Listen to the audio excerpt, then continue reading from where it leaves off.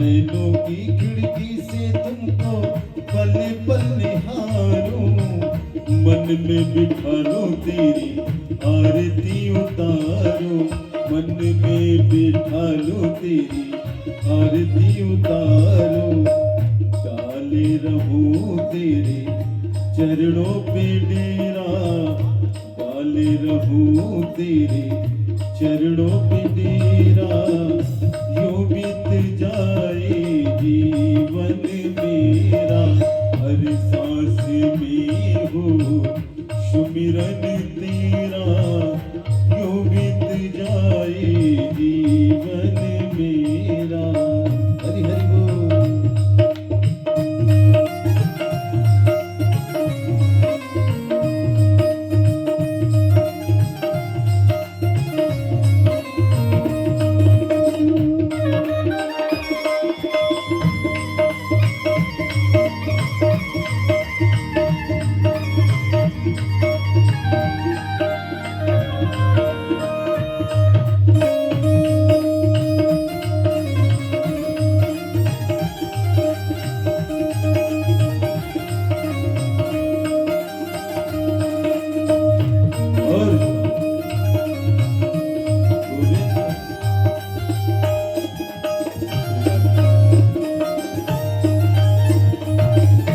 गोविंद भगवान की जय, जय श्री राधे।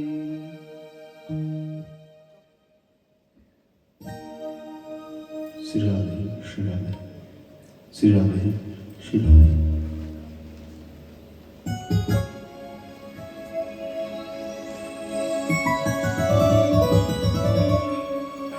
स्वस्ति श्री गणेशाय नमः। श्री सरस्वती नमः। ग्राम देवताभ्यो नमः। स्थान देवताभ्यो नमः। सकल बुद्धिसहिताय श्रीमन्महागणाधिपतये नमः।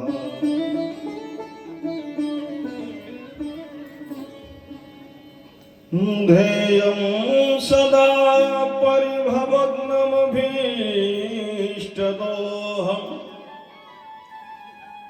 तीर्थास्पदं शिवविरञ्चिनुतं शरणं।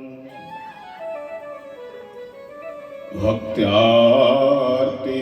प्रणतपालभवाब्धिपोतम् वन्दे महापुरुष ते चरणारविन्दम्।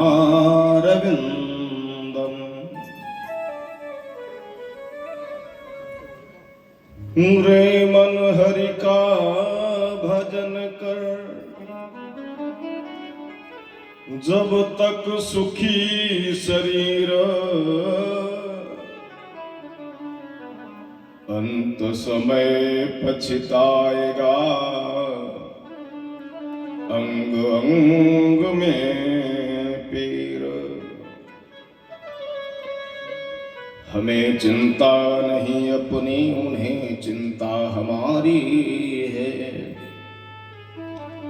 हमारी नाव का रक्षक सुदर्शन चक्रधारी है। अपने अपने घरन की सब काहू का पीर,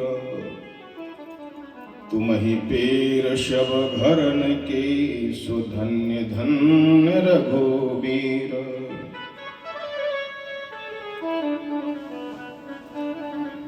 कृष्णाय वासुदेवाय हरे परमात्मने प्रणत क्लेशनाशाय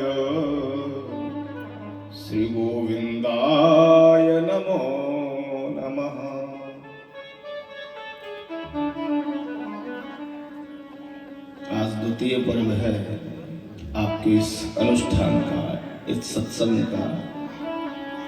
बड़े भाव के साथ में ठाकुर जी से प्रार्थना करिए, ऐ प्रभु बांके बिहारी रे,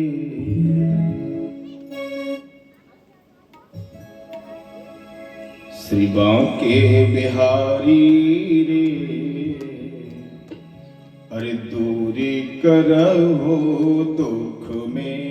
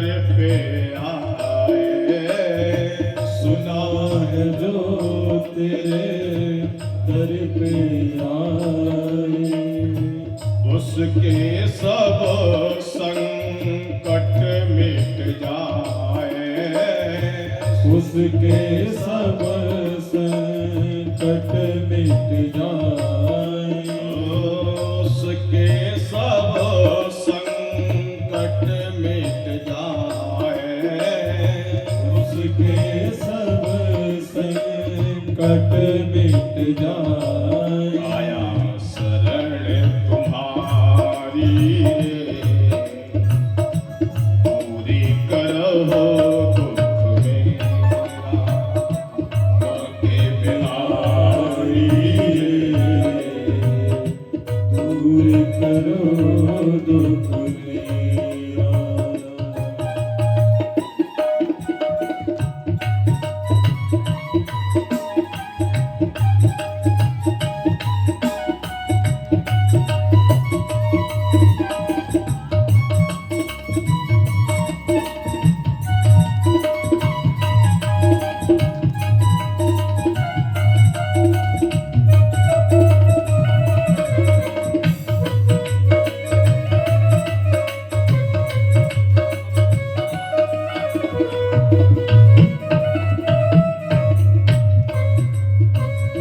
जन्म जन्म का मैं हूँ भटका, जन्म जन्म का मैं हूँ भटका, जन्म जन्म का मैं हूँ भटका, जन्म जन्म का मैं हूँ भटका।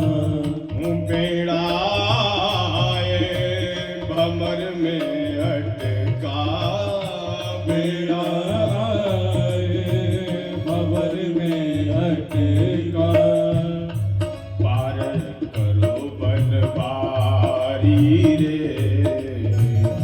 पूरी करहो दुख मेरा, बांके बिहारी रे, पूरी करो दुख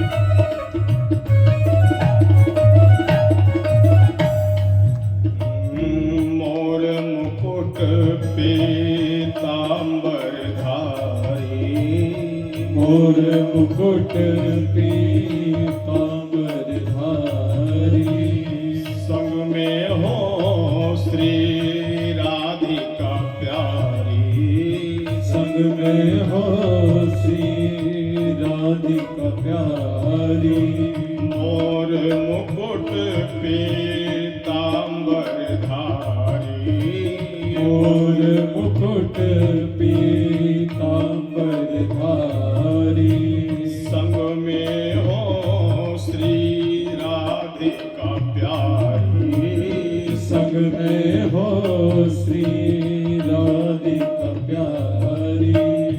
गिरिवर धारी रे दूरी करहु दुख मेरा, बाके बिहारी रे दूरी करहु दुख मेरा, बाके बिहारी रे दूरी करहु दुख मेरा, दूरी करहु दुख मेरा, दूरी करहु दुख मेरा। बोलिए गोविंद भगवान की जय हो। परम मंगलमय श्रीमद् भागवत जी की वाङ्मय प्रतिमूर्ति भगवान श्री कृष्ण के समक्ष विराजित सभी सुबुद्ध संत श्रोतागण, श्रद्धामयी भक्तिमयी सभी मातृ शक्तियां विराजमान परीक्षित जी महाराज, आज द्वितीय पर्व है हमारे इस सत्संग का। बड़ी ही सुंदर पावन कथा भी आप लोग श्रवण कर रहे थे।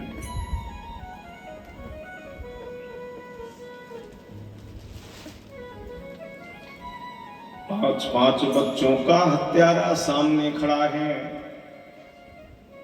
और उसके लिए आज निर्णय की घड़ी आई, इसको मारा जाए या छोड़ा जाए।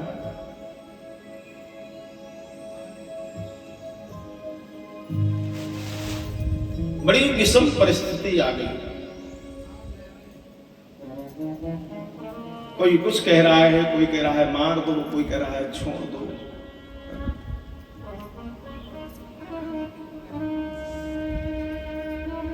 महाराज भीम तो बड़े उत्तेजित हो गए।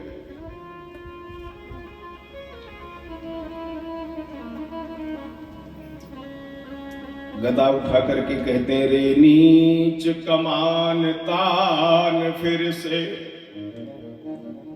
देखूं ताना बाना तेरा, और बिस्तरे बांध इस दुनिया से उठ गया आबदाना तेरा। पांच बच्चों का हत्यारा सामने खड़ा है, उसके लिए ये पंचायत डाली जा रही है, इसको मार दिया जाएगा, छोड़ दिया जाएगा।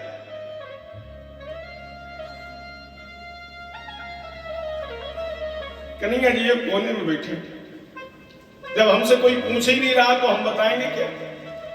हमसे लेना देना क्या है? भगवान श्याम सुंदर को शांत बैठे देखा अर्जुन जाकर के निवेदन किए, महाराज थोड़ा इस कड़ी को सुलझाइए, इसको मार दें या छोड़ दें। तो गोविंद कहते, ब्रह्म बंधुर्नहं तप्यः आततायी बधारहणा।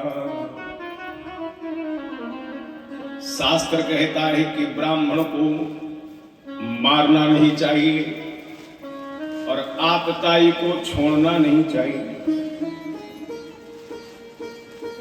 अर्जुन ने कहा, प्रभु आप उलझा रहे हो कि सुलझा रहे हो, ये समझ नहीं आ रहा है।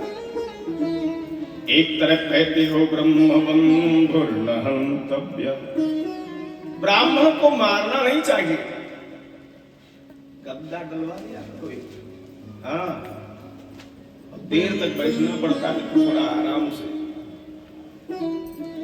बोली गोविंद भगवान की गद्दा डाल दिया।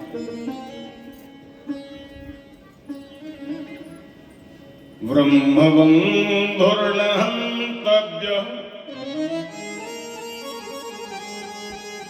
ब्राह्मण को मारना नहीं चाहिए और आतताई को छोड़ना नहीं चाहिए। महाराज ये ब्राह्मण भी है और आतताई भी है, दोनों चीजें हैं।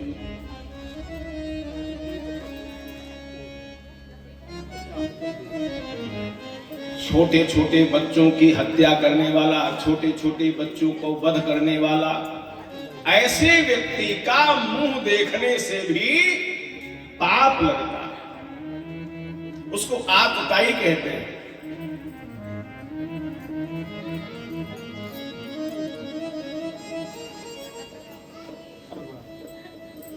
सारी बातें हो रही, और जब द्रौपदी ने ये स्थिति देखी, धन्य है हमारे इस देश की उस मां जिसके 5 बच्चों का हत्यारे सामने खड़ा है। और जब आज उसने ये चीज देखी, एक मां ही दूसरे मां के हृदय का हाल समझ सकती। भगवान श्याम सुंदर के सामने जाकर के झोली फैला दी, गोविंद मेरे बच्चे तो अब इस दुनिया में नहीं है, अगर मैंने इसकी हत्या करवा दी, ये गुरु पुत्र है, ब्राह्मण है, मैं जानती हूं बच्चे की पीड़ा क्या होती है। मेरे तो 5 बच्चे चले गए, लेकिन वो मां जिसके एक मात्र यही संतति, यही पुत्र है, अगर मैंने इसको मरवा दिया, मेरे बच्चे तो वापस नहीं आने हैं, लेकिन उसका क्या हो। मुंचता मुंचता में स ब्राह्मणो नितराम गुरु, इसको छोड़। मोहन माधव लो इसी समय, द्रौपदी कहती जिसके 5 बच्चे मारे गए, वो मां कह रही है मोहन माधव लो, अरे इसी समय मैं अपना मोह त्यागती हूँ।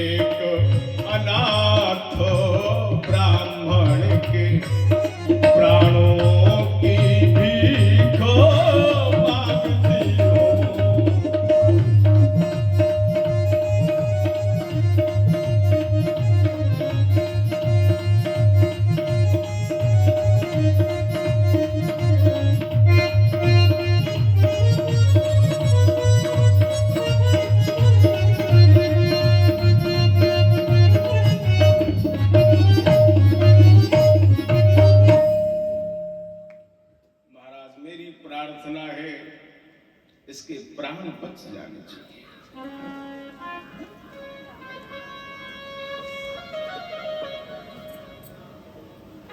देखिए, ब्राह्मण को दंड देने का विधान तो शास्त्र में है, लेकिन उसका मार्ग दूसरा है। ब्राह्मण को ये नहीं कहा गया कि आप उसकी पिटाई कर दो। आज्ञा भंगो नरेंद्राणाम, किसी राजा को दंडित करना है तो आप उसका वध नहीं कर सकते, आप उसको मार नहीं सकते। अगर उससे दंड देना है तो उसका विधान समझिए। भरी सभा में राजा अगर कोई आज्ञा करता है, उस आज्ञा की आपने अवहेलना कर दी, उल्लंघन कर दिया, तो समझ लो एक तरीके से उसकी मृत्यु हो गई। राजा के लिए दंड। पृथक्तया तु स्त्रीणाम, स्त्री अगर आपके बताए हुए मार्ग पर नहीं चल रही है, अनुसरण नहीं कर रही है, तो इसका मतलब ये नहीं कि उठा के डंडा उसको पीटना शुरू कर दो। शास्त्र में इसका बहुत बढ़िया विधान है। पृथक सैया तो स्त्री, कुछ दिन के लिए उसके सैया का परित्याग कर दीजिए, उससे बोलचाल बंद कर दीजिए। सबसे बड़ा दंड है स्त्री के लिए। लेकिन आज के समय में जितनी भी नई पीढ़ी है, बोलचाल बंद। कहो 1 घंटा में लड़ाई, अब अगले घंटे में जान ही नहीं पाएगा कोई। जब थोड़ा तू में होगी तब जानेंगे लोग और घर वाले, और जब सलाह होगी तो कोई जान ही नहीं पाता। अच्छा, ब्राह्मण के लिए बोले मान भंगम भ्रस्यता। ब्राह्मण का यदि आपने अपमान कर दिया तो समझ लो एक तरीके से उसकी मौत। इसके मस्तक में जो मणि है उसको निष्कासित कर लिया गया, 5 चोटी छोड़ करके इसका सर घुटवा दिया और वहां से इसको निष्कासित कर दिया। इससे बढ़िया तो हमें मृत्यु दंड मिल जाता, वो ठीक था। इतना बड़ा अपमान। 5 बाण तो इसने पांडवों के लिए छोड़े और 1 बाण उत्तरा के गर्भ में जो बालक है उसके लिए। मैं इनके परिवार में दीपक का जलाने वाला नहीं रखूंगा। पांडवों ने जब बाण अपनी तरफ आते हुए देखे तो भगवान से कहा त्राहिमाम, मेरी रक्षा करो, रक्षा करो। भगवान ने उन बाणों को तो शांत कर दिया, लेकिन उत्तरा के गर्भ में वो अग्निबाण प्रविष्ट हो करके उसके गर्भ को नष्ट करने लग गया। भगवान वहां से चलने वाले हैं और तब तक उत्तरा दौड़ी दौड़ी आई। पाहि पाहि महायोगिन देव देव जगतपते, नान्यं तदभयं पश्ये यत्र मृत्युः परस्परम। हे महायोगी, हे देवादिदेव, मेरी रक्षा के लिए मेरे गर्भ को बचाइए। हे प्रभु, सांसारिक प्राणी तो स्वयं एक दूसरे की मृत्यु का कारण बनते हैं, लेकिन महाराज आपसे निवेदन है, जिसके लिए मैंने अपने जीवन को संभाल के रखा, पति के साथ में सती नहीं हुई, मेरे को लगता है मेरा गर्भ भी मेरे हाथ से जा रहा है। गोविंद, मेरी रक्षा करो, रक्षा करो। एक निवेदन करूं आपसे, परमात्मा कभी किसी के गर्भ में नहीं जाता। हाँ। आप कहेंगे मानस में चौपाई आई है, जा दीन ते हरि गर्भ ही जाए। भगवान के अंश धारण किया मैया ने। पूज्यपाद गोस्वामी श्री तुलसीदास महाराज जी ने लिख दिया, लेकिन इधर देखिए जब भगवान का प्रादुर्भाव हुआ, अरे भय प्रकट कृपाला दीन दयाला कौशल्या हित का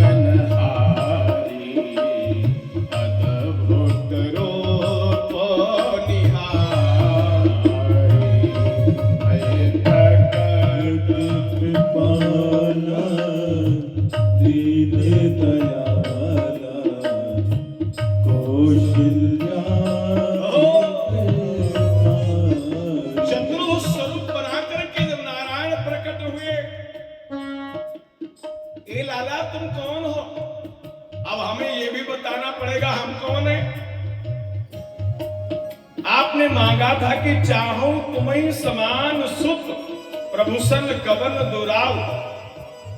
मैया बोली महाराज हमने तो बालक मांगा था, दादाजी थोड़े ही मांगे थे। हैं? चार चार बाहें लगा के आप पधारे हो। ठाकुर जी ने बोले फिर क्या करें? कि जैसे सुलीला अति प्रिय शीला, जो सुख परम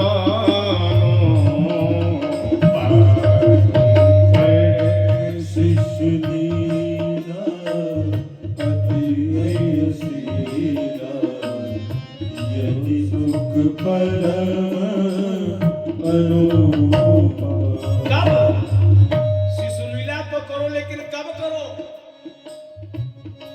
माता पुनि बोली सो मत डोली, तजहु तात यह रूपा। माता पुनि बोली सो मत डोली, तजहु तात यह रूपा। महाराज इस स्वरूप का परित्याग कर दीजिए, बालक बन जाओ।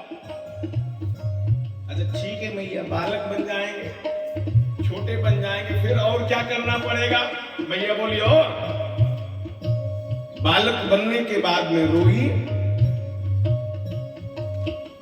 ठाकुर जी ने कहा हम बालक बन जाएंगे, दो भुजा वाले बन जाएंगे, ये तो सब ठीक है, लेकिन ये रोना धोना काहे को करवा रही हो? महाराज बच्चा पैदा हो और अगर रोए नहीं तो ये माताएं हैं ना, इनमें खलबली मच जाती है, रोना तो पड़ेगा। सुनी बचन सुजाना, रोदन ठाना, हुई बालक सुर भूपा। सुनी बचन सुजाना, रोदन ठाना, हुई बालक सुर भूपा।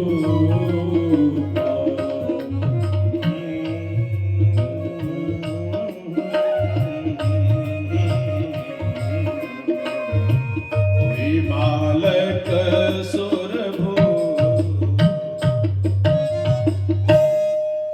इसका प्रमाण यह है कि परमात्मा किसी के गर्भ से पैदा नहीं होता। भय प्रकट कृपाला दीन दयाला, कौशल्या हितकारी। एक ही छत्राणी हुई, क्या बात है साहब, इतिहास साक्षी है। एक ही ऐसी छत्राणी हुई है जिसके गर्भ में भगवान को जाना पड़ा, दूसरी कोई नहीं हुई। भक्त तो पहले से विराजमान है, आज भगवान को भी अंगुष्ठ रूप धारण करके और उत्तरा के गर्भ में प्रवेश लेना पड़ा। बोलिए भक्त और भगवान की। भगवान ने जाकर के उस बाण को शांत किया, उस बच्चे की रक्षा करी, और संसार में जब उसका प्रादुर्भाव हुआ, जन्म हुआ, तो उसका नाम क्या पड़ा है साहब? परीक्षित। गर्भ में ही परीक्षण हुआ है जिसका, ऐसे बालक का नाम क्या पड़ता है? परीक्षित। और मैं आपको निवेदन करूं, जितने लोग इस पांडाल में बैठे हैं, ऐसा कोई व्यक्ति नहीं है जो परीक्षित न हो। ये कथा में जो परीक्षित के पद पर आसीन होते हैं, केवल यही परीक्षित नहीं, या वो परीक्षित नहीं जिन्होंने भागवत जी में सुखदेव भगवान के मुखारबिंदु से कथा सुनी थी। जितने मनुष्य हैं सब परीक्षित, और कोई ऐसा व्यक्ति नहीं जिसने भगवान का दर्शन नहीं किया। हाँ, मैं गारंटी कर सकता हूं इस चीज की। आप कहेंगे पंडित जी झूठ बोल रहे हैं, गरुड़ पुराण सुने हो? जब जीव माता के उदर में होता है और 9 महीना लगता है, माता के उदर में क्या है? उसी में मलमूत्र है, उसी में जेरे में लिपटा हुआ जीव पड़ा रहता है, वहां कोई सुख थोड़ी है। और जब वो ज्यादा उसकी छटपटाहट होती है, ज्यादा व्याकुल होता है, अधीर होकर के भगवान से निवेदन करता है, प्रभु एक बार इस नरक से हमें बाहर निकाल दो, हम जब पृथ्वी पर जाएंगे तो आपका भजन करेंगे। परमात्मा उसको अपना आंशिक दर्शन करवाता है। नोट करिए इस बात को जरा, आंशिक दर्शन। और जैसे प्रसव वायु को आदेश हुआ तो बच्चा संसार में पहुंच जाता है, तुरंत बच्चा पैदा हो और जब वह रोए तो उसकी आवाज सुनो, बिल्कुल चेंज होती है। कहां कहां करके रोता है, अभी मैं कहां था इतनी जल्दी कहां गया, अभी 2 मिनट पहले तो भगवान का दर्शन हो रहा था उसको, और अब कहां पहुंच गया, पृथ्वी पर। इसलिए कहां कहां करके रोता है। बाबा जी कहते हैं भूमि परत भाटा भर पानी, भूमि परत भाटा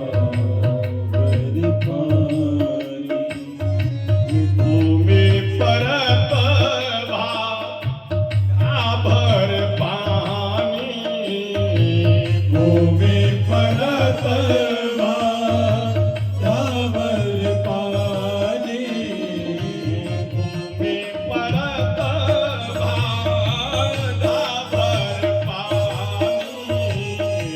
भूमि परत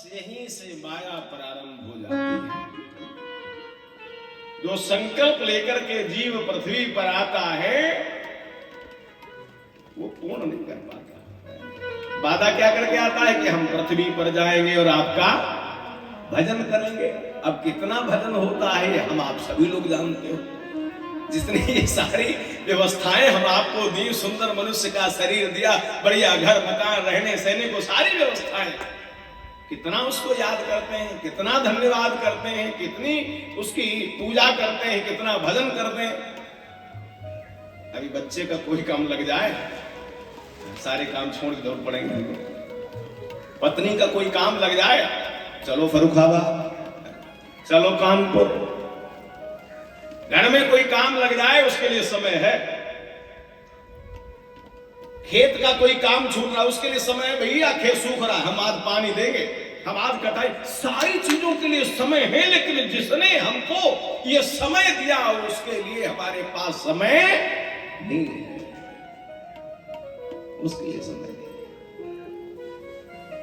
अरे मनुष्य ही एक ऐसा प्राणी है जो चाहे तो अपना अगला जन्म सुधार ले, चाहे तो बिगाड़ लीजिए, हमारे आपके हाथ में। यस, चाहो तो फिर मनुष्य बन जाओ और चाहो तो कुकर, सूकर, भैंसा, बकरा सो बन जाओ।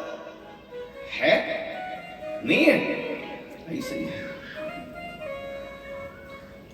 मैं आपको निवेदन कर दूं, ऐसे ऐसे काम कर लीजिए, इस योनि में चले जाएंगे। हमारे धर्म ग्रंथ कहते हैं अंते मति साह गति, पूजा पाठ कुछ मत करो, और मरने वाले का अंत समय में जिसमें मन लग जाएगा उसी में उसको जाना पड़ेगा। मैं अपनी तरफ से थोड़ी कह रहा हूं। भरत महाराज जी कितने तपस्वी थे, है ना। एक मृग में इतनी आसक्ति हो गई, इतनी आसक्ति हो गई, अंत तो गत्वा उनको शरीर किसका मिला, मृग का। मृग ही बनना पड़ा, हिरण ही बनना पड़ा। अरे जब इतना तपस्वी संत उसकी ये स्थिति हो सकती है तो हमारी आपकी क्यों नहीं। आजकल देखे हैं आप लोग जानवर पालते हैं, सो पालते हैं, कुत्ता बहुत पालते हैं। हाँ, शहरों की स्थिति इससे आप सभी अपरिचित तो नहीं है।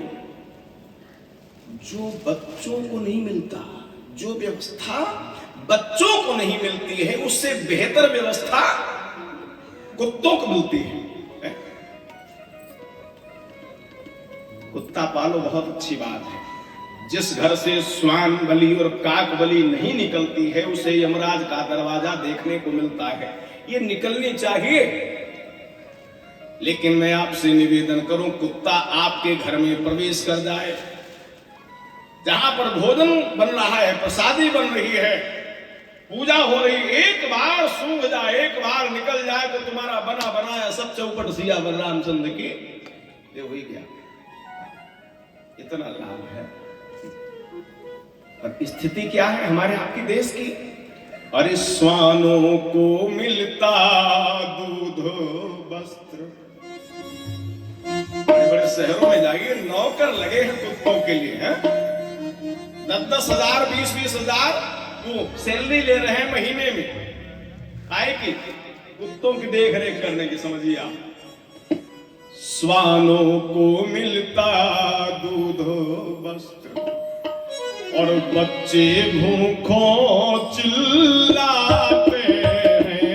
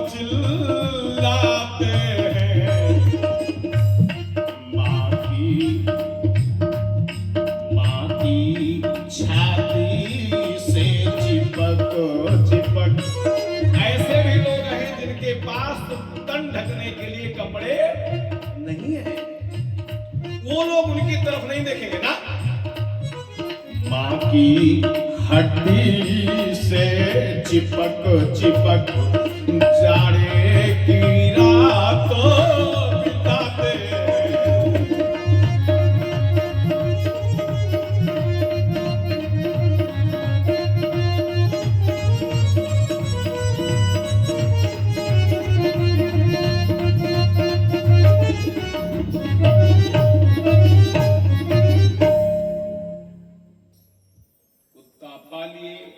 लेकिन सोच समझ करके, अगर ज्यादा आसक्ति होगी ना और अंत में उसी में मन लगा रहा तो क्या बनना पड़ेगा? भाई हम नहीं कह रहे, हम पर दोष न देना। अंते मति साह गति, ये हमारे धर्म ग्रंथ कहते हैं। मनुष्य का शरीर बड़ी मुश्किल से मिला भी है। नरतन पाई विषय मन दे, पलटि सुधाते 60 बिसले। जितना संभव हो सके भगवत भजन जरूर करो, जितना हमसे बन सके, जितना, है ना? कोई जबरदस्ती नहीं है।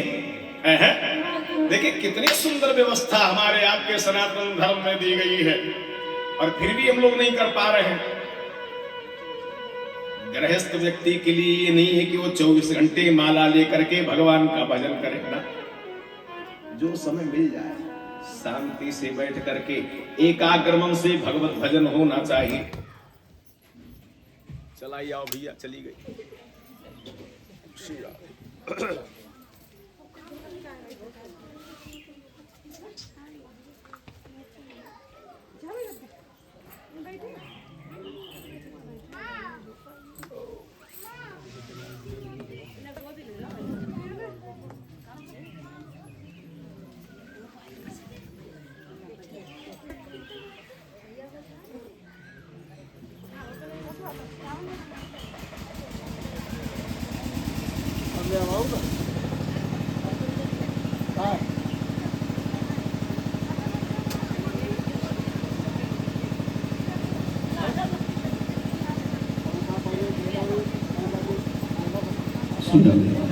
बोलिए गोविंद भगवान की जय।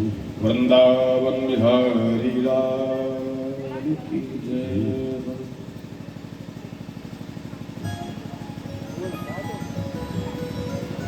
धीरे धीरे समय व्यतीत हुआ। महाराज परीक्षित जी जब थोड़ा बड़े हुए तो इनको गद्दी पर अभिषिक्त करके पांडव तो स्वर्गारोहण के लिए चले गए। एक दिन की बात है, एकदा धनुरुद्दम्य विचरन् मृगयां वने मृगानुमुपगतः श्रान्तच्छुदितप्रसितो भ्रशम्। एक बार की बात है, घोड़े पर बैठ करके महाराज परीक्षित जी शिकार करने के लिए निकले। एक बार राजा परीक्षित ने जीवन में एक ही बार शिकार थोड़े किया, लेकिन ना कोई कारण रहा होगा, कोई न कोई रहस्य रहा होगा। और जैसे नगर से बाहर निकले तो क्या देखते हैं, कांपती हांफती थर्राती, थमती है कहीं उचटती है, रोती है कहीं रभाती है, चलती है कहीं अटकती है। भयभीत स्थिति में गाय भागती हुई आ रही है, उसके पीछे एक बैल है और उसके पीछे बड़ा मोटा तगड़ा मनुष्य है जो मूसल के द्वारा गाय और बैल को प्रताड़ित कर रहा है। राजा परीक्षित ने जब ये दृश्य देखा तो गाय को आश्वस्त किया, है गौ माता आप खड़ी हो जाए, मेरे सामने आपको कोई भी दंडित नहीं कर सकता, मार नहीं सकता, आपसे निवेदन है आप आश्वस्त होइए।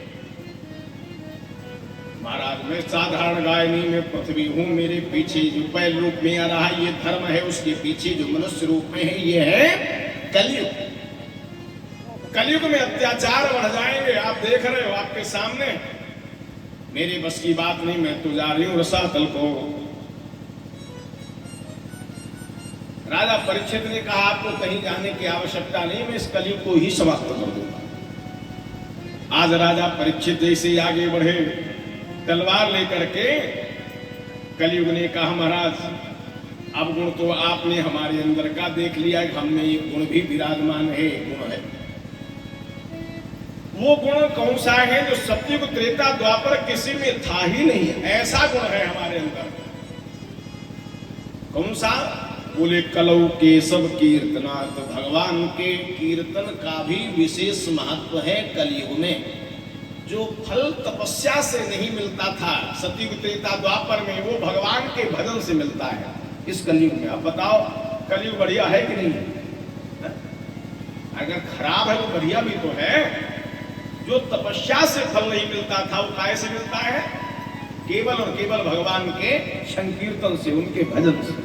हम करने नहीं चाहते, बात तो यहां पे है। गोस्वामी बाबा भी इस बात की पुष्टि किए हैं, आप लोग मानस पढ़ते हैं, है ना? कलयुग के बल नाम धारा, कलयुग के बल नाम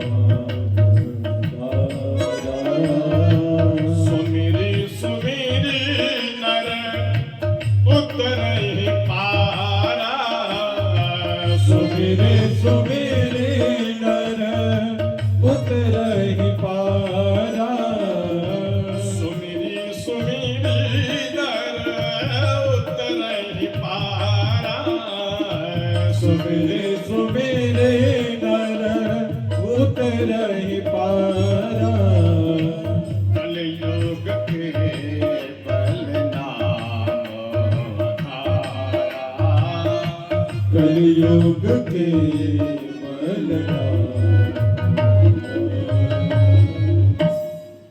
कलौ केशव कीर्तनात्, भगवान के कीर्तन का भी इस कलयुग में विशेष महत्व है। एक बार की बात है, अनंत बलवंत श्री हनुमंतलाल महाराज जी राम जी के चरणारविंदों में बड़े ध्यान मगन बैठे हुए हैं, हाथ जोड़ करके। तब तक राम जी ने पूछ दिया, हनुमंतलाल क्या सोच रहे हो, कहां खोए हो? बोले प्रभु हम ये सोच रहे हैं कि दुनिया में सबसे बड़े आप ही हो कि आपसे भी बड़ा कोई। अब राम जी हंसे, मुस्कुराए,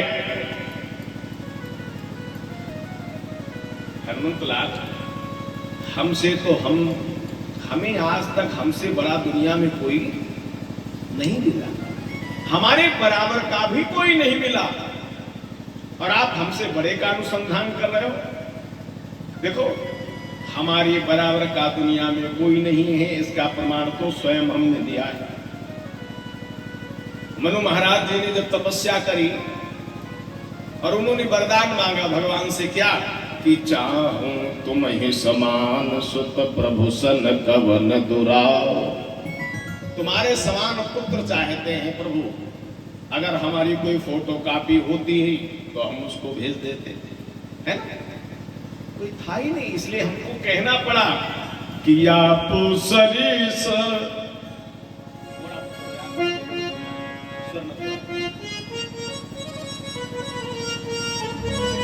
गुरु गोविंद भगवान की कि आप सरीस खोजो कहाँ जाई, आप सरीस खोजो कहाँ जाई, आप सरीस खोजो कहाँ जाई, आप सरीस खोजो कहाँ जाई, रब का वतन आया हो मैं आई, रब का वतन आया हो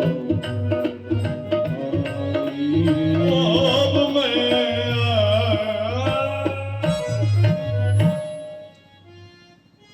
हम अपने समान कहाँ ढूंढेंगे, जाओ हमें तुम्हारे पुत्र होवेंगे। अगर हमारे समान कोई दूसरा होता तो हम उसको भेज देते, हम काहे कहते कि हम ही तुम्हारे पुत्र होवेंगे। इसका प्रमाण है कि मेरी बराबर का दुनिया में कोई दूसरा नहीं है। अच्छा, हमसे बड़ा कोई नहीं है, इसका प्रमाण भगवान भोलेनाथ देते हैं कि जेहि समान अतिशय नहीं कोई, ताकर सील कसन वस होई। हमसे बड़ा दुनिया में कोई नहीं, इसका प्रमाण भोले बाबा ने दिया। हमारी बराबर का दुनिया में कोई नहीं, इसका प्रमाण हमने दिया। हमें तो मिला नहीं, हमसे बड़ा तुम्हें कोई मिल गया क्या? हनुमान जी से पूछा राम जी ने, बोले प्रभु भले ही आपको आपकी बराबरी का कोई न मिला हो, भले ही आपको आपसे बड़ा कोई न मिला हो, लेकिन हमको मिल गया। कौन है भाई? हमारे कान भी चैन हो रहे हैं उसका नाम सुनने के लिए, जरा उसका नाम बतला, कौन है? बोले राम तत्तोधिको नाम इतमे निश्चिता मति, त्वायिका तारिता अहिल्या, किंतु नामना तो भुवन त्रयम्। महाराज, अगर आपसे कोई बड़ा है तो आपका नाम है राम एक तापस तियतारी। केवल एक अहिल्या का उद्धार किया आपने, और नाम कोटि खल कुमति सुधारी। आपके नाम ने करोड़ों करोड़ों अहिल्याओं की कुमतियों को उतार दिया। कहीं कहीं अहिल्या या कहीं कहीं अयोध्या भी आया। महाराज, आप कहते हो अति प्रिय मोहि यहाँ के वासी, कहाँ के? मम धाम दा पुरी सुख राशि। ये अयोध्या के भक्त हमको अति प्रिय हैं, आप कहते हो, लेकिन आपका नाम ये नहीं कहता है कि मैं अयोध्या वालों को तार दूंगा और भगव वालों को छोड़ दूंगा। नामना तो भुवन त्रयम्, सारे संसार को तारने की अगर कोई जिम्मेदारी लेता है तो आपका नाम है। तो राम से बड़ा राम का नाम, राम से बड़ा राम का नाम, राम से बड़ा राम का नाम, राम से बड़ा राम का नाम। सागर पर पुल बांध के उतरे थे देखो श्री राम, सागर पर पुल बांध के उतरे थे देखो श्री राम, सागर पर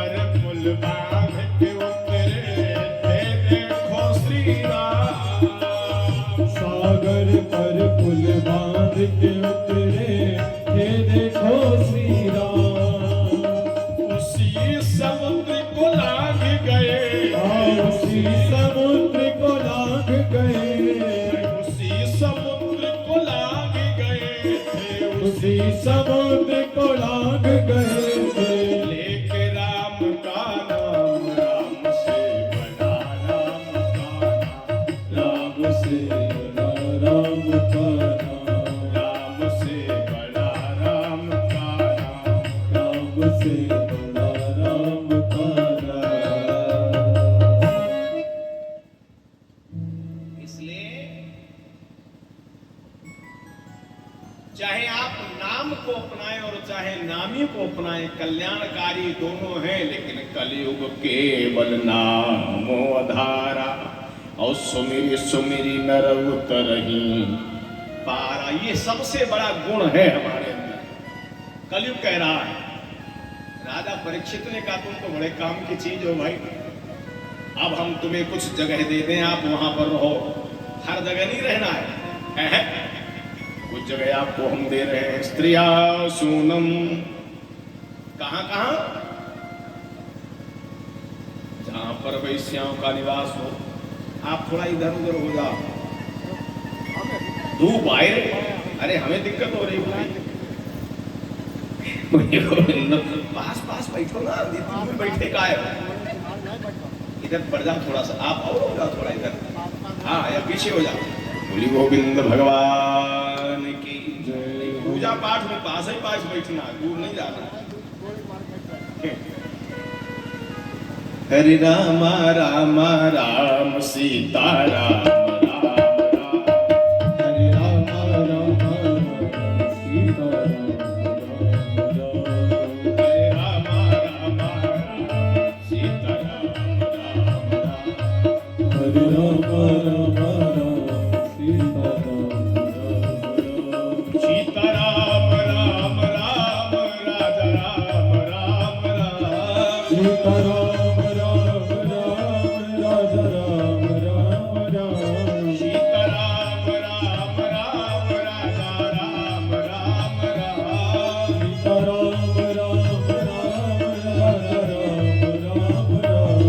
हरे राम राम राम, सीता राम राम राम, हरे राम राम राम, सीता राम राम राम।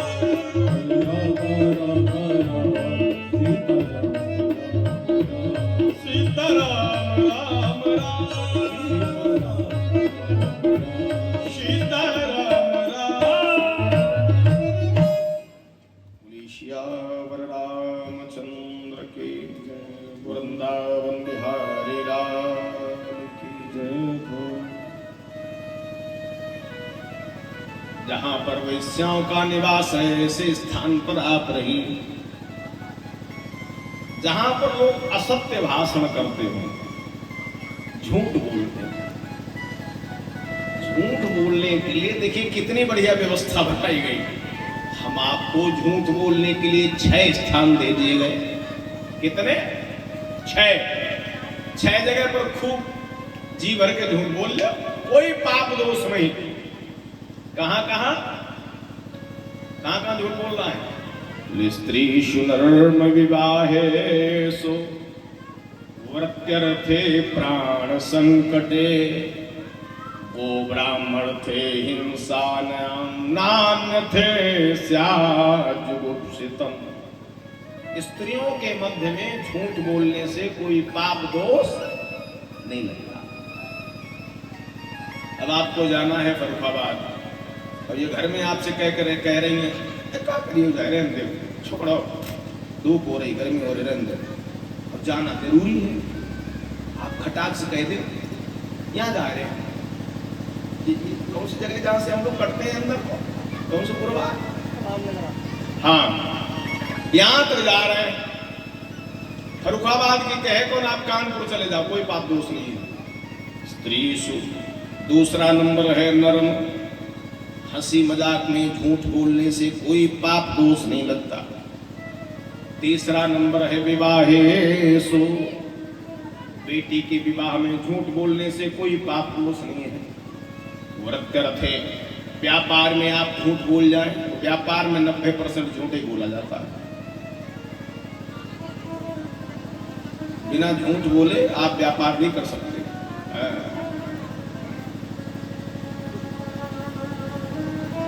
अभी मैं 15 दिन पहले 20 दिन हो गया होगा, अलीगंज वालों के यहाँ कपड़े लेने गया। जब मैं 5-7 कुर्ता लेकर के वो चलने लग गया, जो बेचता है, जो दिखाता है कपड़े, ब्राह्मण ही है, सवारपुर की तरफ के रहने वाले। अरे पंडित जी एक कुर्ता आप हमारे कहने से ले लो। बताओ, सफेद कपड़ा उसने दिखाया, बोले इसमें जो खुशबू आ रही है बड़ी अजीब खुशबू, बढ़िया मस्त। बोले 15 धुलाई तक ये खुशबू जाएगी नहीं, आप हमारे कहे से ले जाओ उसको। दे दो भैया, 420 रुपया मीटर है ना।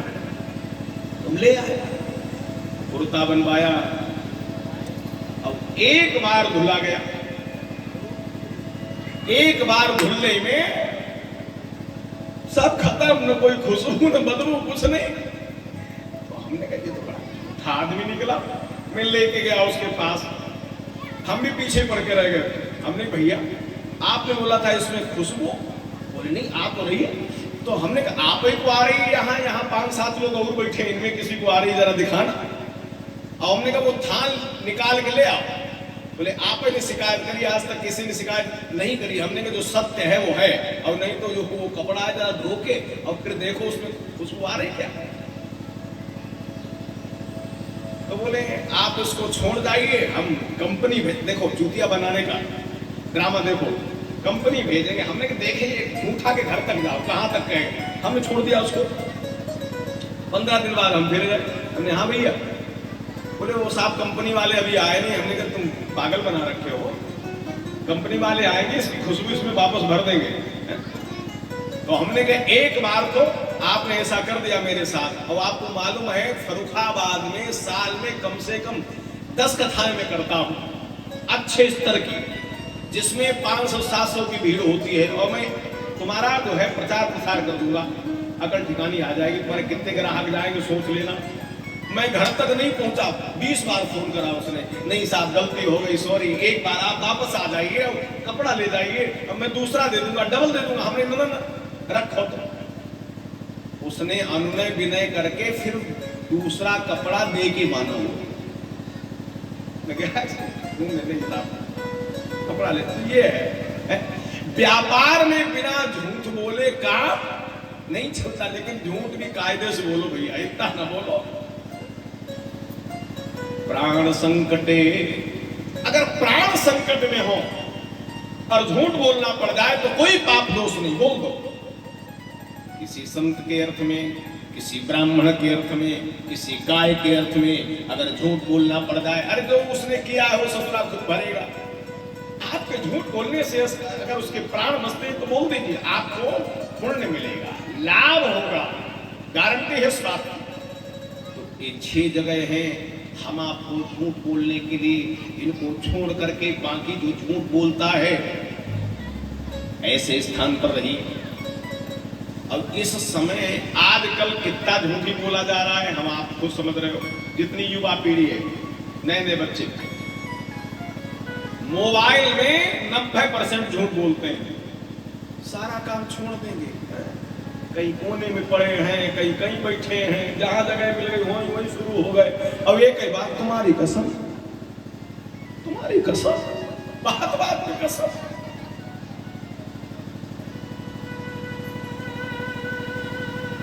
अनावश्यक हमको चाहिए जहां तक संभव हो सके हम झूठ न बोले। 80% लोग अनावश्यक झूठ बोलते हैं जिनका कोई मतलब नहीं होता। हाँ, अपनी वाहवाही के लिए झूठ बोल जाएंगे, अपनी प्रशंसा के लिए झूठ बोल जाएंगे, अपनी बड़ाई के लिए झूठ बोल जाएंगे। खामोखा हम वहां गए, ये हुआ वो हुआ, दुनिया की बात। सांच बराबर तप नहीं और झूठ बराबर पाप। ऐसे स्थान पर रहिए जहां लोग असत्य भाषण करते हैं, झूठ बोलते हैं, ऐसे जाना कलयुग से होगा। जहां पर भगवान को लोग नहीं मानते, परमात्मा की निंदा करते हैं, गुरु की निंदा करते हैं, ऐसे स्थान पर रहिए। बोले महाराज थोड़ा और बढ़ा दो, मेरा विस्तार ज्यादा है, स्थान आपने कम दिए, थोड़ा और बढ़ा दो। बोले जिस जगह न गुरु का मान रहे, इस कलयुग में बड़ा सोच समझ करके गुरु बनाओ। गलिन गलिन घूमत फिरे हमें गुरु कर ले, स्वर्ग जाओ चाहे नरक मां, लेकिन हमें रुपया बस। लोभी गुरु लालची चेला, न कर परिगो ठेलम ठेला। बहुत सोच समझ करके। आजकल चमत्कार देखा, गुरु जी के पास 10 गाड़ी है, 4 आश्रम है, भेड़ चाल। 3 वर्ष का प्रमाण है शास्त्र में, 3 वर्ष तक हमें परीक्षण करना चाहिए उस व्यक्ति का जिससे हम गुरु मंत्र लेने वाले हैं। 3 वर्ष, उसके बाद में गुरु मंत्र का आदान प्रदान हो। और गुरु बनाने के बाद में जीवन में कभी भी उसकी निंदा मत करिए, परीक्षण फिर मत करिए। जिस जगह न गुरु का मानो रहे, और जिस जगह न हरि का ध्यान रहे,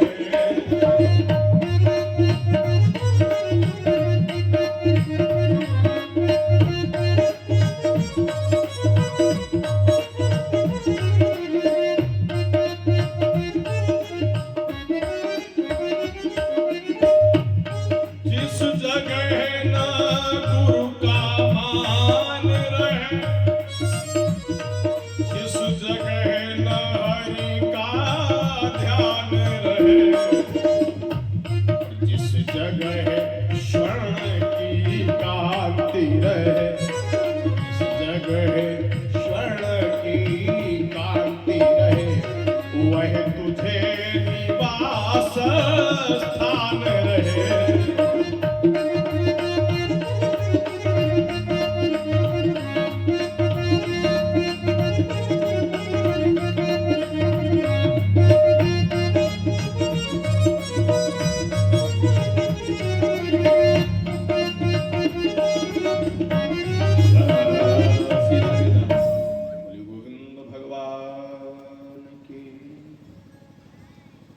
जहां पर लोग गुरु का सम्मान नहीं करते हैं, ऐसे स्थान पर रहिए जहां भगवान की शालिग्राम की पूजा नहीं होती है, जिस घर में तुलसी नहीं है, रामायण नहीं है। और कहां? जहां सोना अधिक हो। अब किसके किसके घर में ज्यादा है? अब तो बहुत महंगा हो गया भैया। कौन से सोने में कलयुग का निवास है? 1.5 लाख रुपया तोले द्वारा है, उसमें नहीं है। बोले फिर अन्याय के द्वारा जो किसी का हरण कर लिया गया हो या जबरदस्ती छीन लिया गया हो, ऐसे सोने में कलयुग का निवास होता है। स्थान तो दे दिए, लेकिन जो मुकुट पहने हैं राजा परीक्षित, वो जरासंध से भीम जबरदस्ती छीन के लाए थे। बढ़िया मौका मिला, सर पर सवार हो गया। ये शिकार करते करते समीप ऋषि के आश्रम पर पहुंचे। समीप ऋषि ध्यान मग्न बैठ करके भगवत भजन में लगे हैं। कलयुग के प्रकोप से बुद्धि बिगड़ गई। हमको देख करके संत ने लगता है आंखें बंद कर ली। एक मृतक सर्प बाण की नोक से उठा करके गले में डाल दिया। और ये तो वापस चले आए। छोटे छोटे बच्चों ने जाकर के, इनके पुत्र हैं, उनको जाकर के बताया तुम्हारे पिताजी के गले में किसी ने मृतक सर्प डाल दिया। इतना घोर अपना श्राप दे दिया। जिसने मेरे पिता का अपमान किया है, यही सर्प जीवित होकर के उसको 7वें में दंश करेगा, जिससे उसकी मृत्यु हो जाएगी। अपने पिताजी से आकर के कहा, बोला संभालिए देहतात, कुछ खबर कीजिए इस तन की। और देखिए देखने लायक है काली करतूत परीक्षित की। बेटा तुमने कुछ कहा तो नहीं, वो धर्मात्मा राजा है, वो गलत कर ही नहीं सकता, कुछ न कुछ कारण जरूर रहा होगा। तुमने कुछ गलत तो नहीं बोला। पिताजी मैंने श्राप दे दिया, ये तुमने बिल्कुल अच्छा नहीं किया, क्योंकि बिना विचारे जो करे सो पाछे पछताए, और काम बिगाड़े आपनो जग में हो तो हंसाए। जब भी कोई काम करना हो तो सबसे पहले उस पर विचार करना चाहिए, है ना।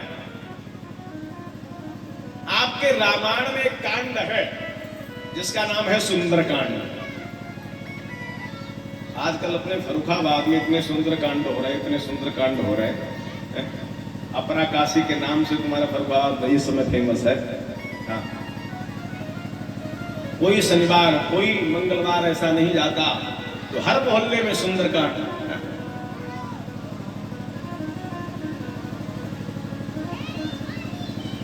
ये 3 घंटे का जो कार्यक्रम है, अगर सही तरीके से सुंदरकांड किया जाए तो इसका विशेष फल है। अब कर रहे हैं सुंदरकांड और मुंह में भरे तमाकू, और सुंदरकांड हो रहा है, वो लाल टपक रही है। अब गाना बज रहे हैं सुंदरकांड में, बीच बीच में फिल्मी गाने। कौन से शास्त्र में लिखा है? पाठ पूरा कर लीजिए, उसके बाद तुम्हें जो गाना है खूब गाइए। अब लोग सोचते हैं इंस्ट्रूमेंट वालों को पैसे देने पड़ते हैं, तो लाख पूरी जान निकालने में की है। गाय तेरे की मात तेरे की मजा ले, 1 मिनट कहीं हाथ रुक जाए। सुंदरकांड हो रहा है। सुंदरकांड तुम किसका कर रहे हो? अतुलित बलधामं हेम शैला भने हम दनुज बन कृशानुम ज्ञानी नाम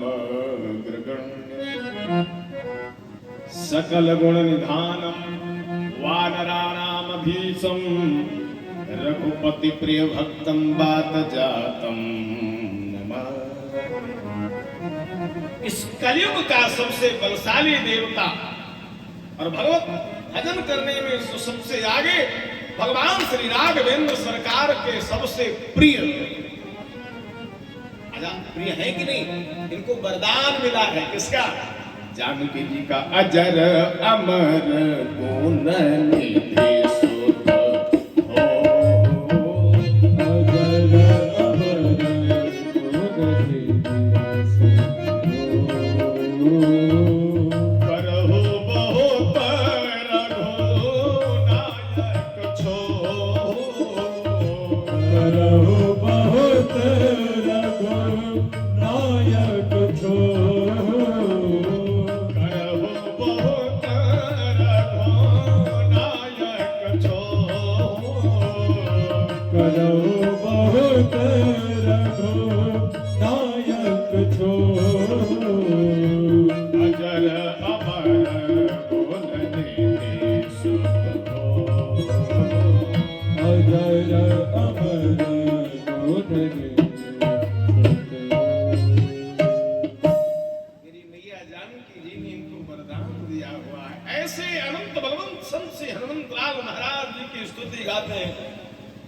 उनका सुंदर कांड गाते हैं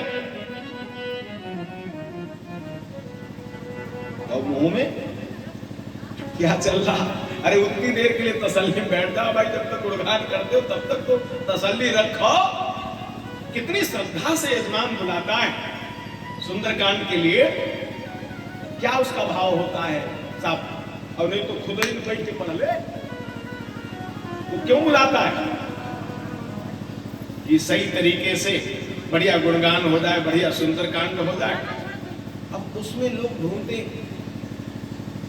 करने वालों की गलती तो है ही है और करवाने वालों की। पंडित जी को बुक करने जाएंगे, पंडित जी सुंदरकांड में मजा आना चाहिए।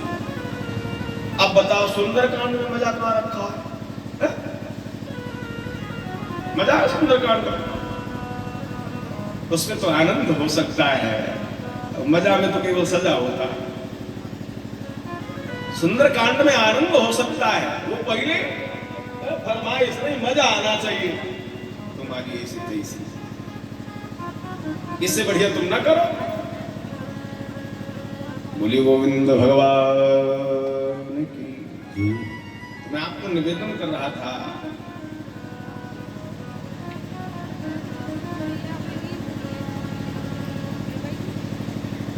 कलयुग के प्रभाव के कारण की बुद्धि बिगड़ी ऐसा, इसलिए ये सब समस्याएं सामने आई। और आज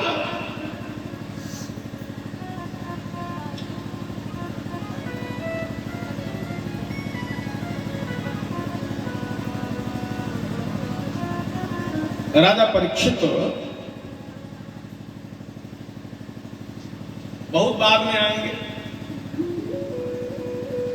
अभी कथा का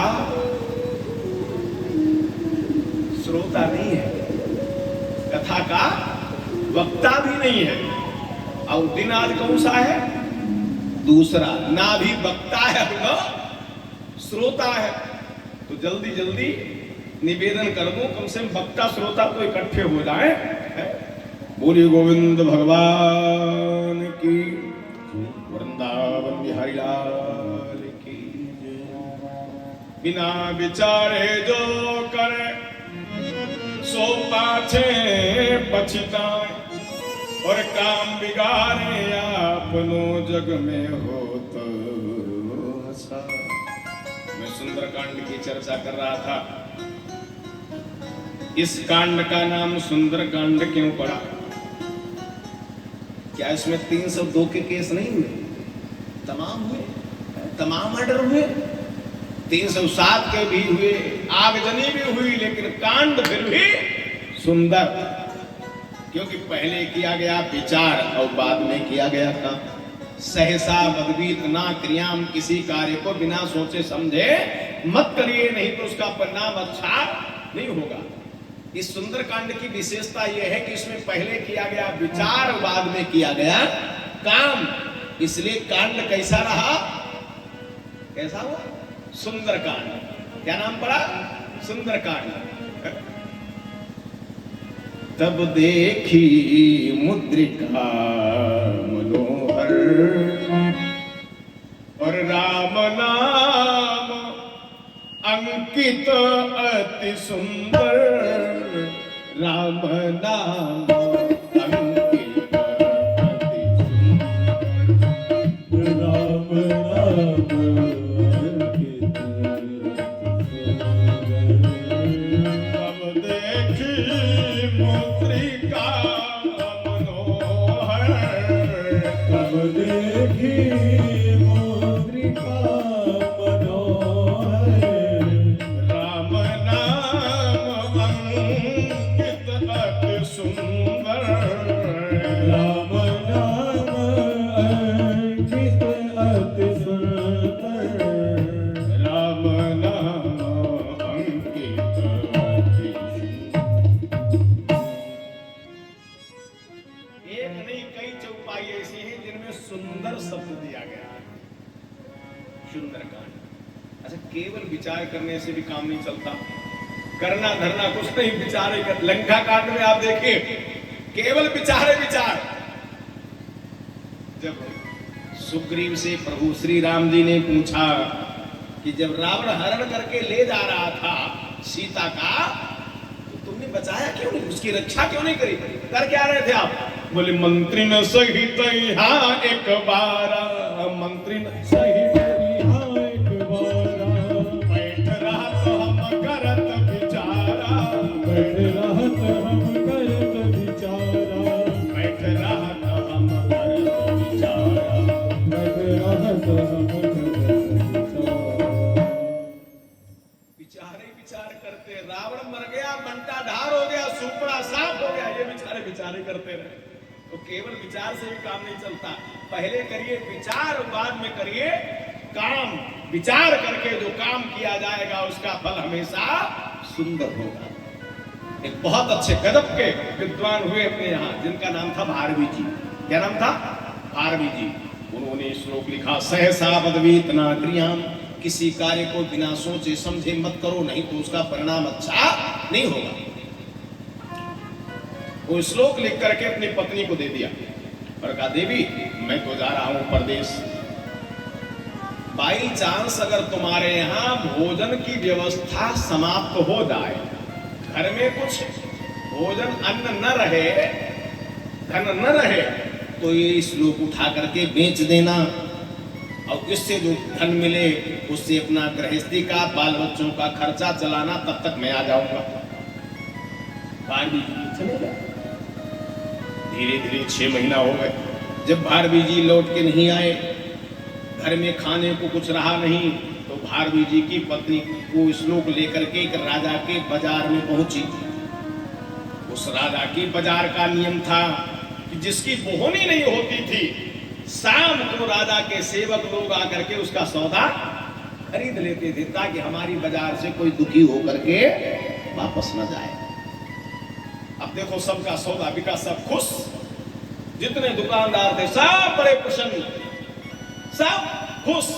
लेकिन वो स्त्री बैठी बैठी नेत्रों से आंसू बहा रही। राजा के सेवकों ने पूछा, देवी तुम्हारे पास क्या है, क्या बेचना चाहती हो? उसने कागज का टुकड़ा दिखाया, ये है। कितनी कीमत है? बोले 1 लाख रुपया। अब 10, 20, 100, 200, 500 की बात हो तो सेवक ले ले, 1 लाख रुपए मायने रखता है। राजा से जाकर के बताया, महाराज एक श्लोक है, एक स्त्री बैठी बैठी रो रही है, बड़ा बुरा हाल है उसका, और 1 लाख रुपया कीमत मांग रही है। पहले अच्छी चीजों के लोग ग्राहक होते थे, राजा ने खरीद लो, 1 लाख रुपए में श्लोक खरीद लिया गया। राजा ने उसकी कई फोटो कॉपी करवाई, कई प्रतियां करवाई, महल के अंदर, बाहर, अंदर, बैठक में, दरबार में, हर जगह उसको लगवा दिया। पहले अच्छी चीजों के लोग ग्राहक होते थे, बढ़िया मकान बनवाते थे तो गेट पर लिखते थे वेलकम, स्वागतम, शुभागमनम, यही सब लिखाया जाता था। अब क्या लिखा जाता है? बढ़िया सी कोठी जो बनी होगी और उसके गेट पर लिखा होगा, कृपया कुत्तों से सावधान। न वेलकम न स्वागतम, कुत्तों से सावधान। बड़ी अच्छी चीजों के लोग ग्राहक होते थे। धीरे धीरे धीरे धीरे समय व्यतीत हुआ, राजा के भाई की बुद्धि बिगड़ गई। उसने नाई को बुलाया, है सुनो, तुम राजा साहब के सेब बनाने जाते हो, एक काम करो, सेब बनाते बनाते अपना उस्तरा राजा साहब के गले में घोंप दो। अगर तुम राजा को मार दोगे तो हम तुम्हें 20,000 रुपया इनाम में देंगे। नाई को लोभ आ गया, उसने कहा हम तुम्हारा काम कर देंगे। नाई गया पूरा मन बना के, आज हम राजा को मार देंगे, हत्या कर देंगे उनकी। अभी सेब बना रहा है, अब तब तक उसकी नजर कहां पहुंची? वो जो दीवार में श्लोक टंगा है जिसमें लिखा है, सहसा बदवीतना क्रियाम, किसी कार्य को बिना सोचे समझे मत करो, नहीं तो उसका परिणाम अच्छा नहीं होगा। उसने तुरंत विचार किया, अगर मैंने उस तरह चलाया और राजा नहीं मरा, 20,000 तो गया भाड़ में, हमको फांसी चढ़ा दिया जाएगा, हम नहीं मारेंगे। 1 नहीं, 2 नहीं, 4 नहीं, 6 बार राजा साहब के प्राण उस श्लोक के माध्यम से बचे। कितनी बार? 6 बार। राजा को पता पड़ चुका था। उधर धीरे धीरे समय व्यतीत हुआ। 1 वर्ष के बाद भारवी जी पधारे घर। पत्नी से पूछा, श्लोक कहाँ है? बोले बेच दिया। किस राजा को? बोले फला राजा को। धड़धड़ाते हुए पहुंच गए। महाराज, अवला समझ करके आपने श्लोक सस्ता खरीद लिया, इतनी कीमत है उसकी। राजा ने कहा, महाराज हम आपके श्लोक की कीमत नहीं दे पाएंगे, आज से आप मेरे कुल गुरु बन जाएंगे। तिलक कर दिया और भारवी जी को अपना कुल गुरु बना लिया। सहसा बदवीतना क्रियाम, किसी कार्य को बिना सोचे समझे मत करिए, नहीं तो उसका परिणाम अच्छा नहीं होगा। बेटा तुमने काम ठीक नहीं किया, बिना विचारे पशुवत कार्य किए हैं, जाओ हम तुम्हें श्राप देते हैं, तुम्हारे सींग निकल आएंगे। पिताजी श्राप तो मैं आपका सिरोधार्य करता हूं, लेकिन मेरा उद्धार कैसे होगा? बोले गंगा जी के किनारे किनारे भ्रमण करिए और जहां पर तुम्हारी ये सींग गिर जाए वहीं तपस्या करने लग जाना, तुम्हारा उद्धार हो जाएगा। हम लोग बड़े सौभाग्यशाली हैं जो ऐसे ऐसे ऐतिहासिक स्थल हम लोगों के बिल्कुल सन्निकट हैं। यही अपना सरंगी रामपुर, यही तपस्थली है सरंगी ऋषि जी महाराज जी की। वहीं पर जाकर के इनके सींग समाप्त हुए, जहां पर इन्होंने तपस्या करी और यहीं पर उनका उद्धार हुआ। वो लोग धाम को प्रस्थान कर गए। बोले गोविंद भगवान की।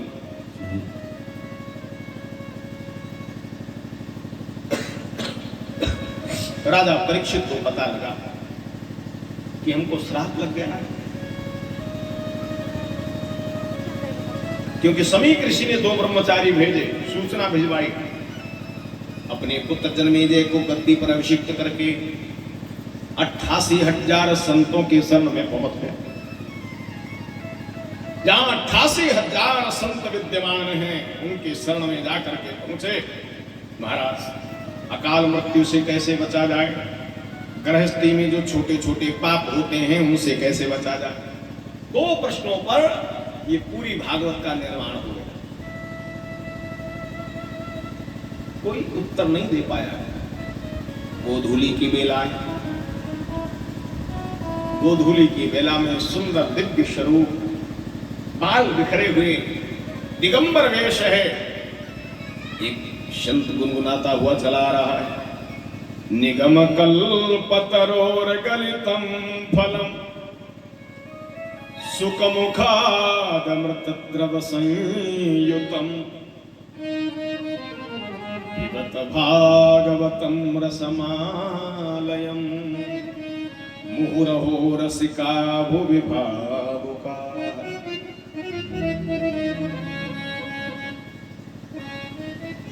ऐ भक्तों, सुखदेव रूपी तोते ने भागवत रूपी फल को जूठा कर दिया।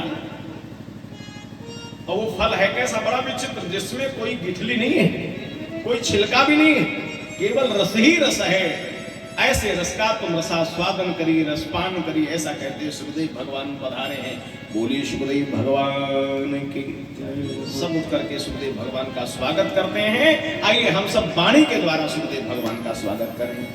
अरे हरि की कथा सुनाने वाले, पावन कथा सुनाने वाले, तुमको लाखों प्रणाम, तुमको लाखों प्रणाम।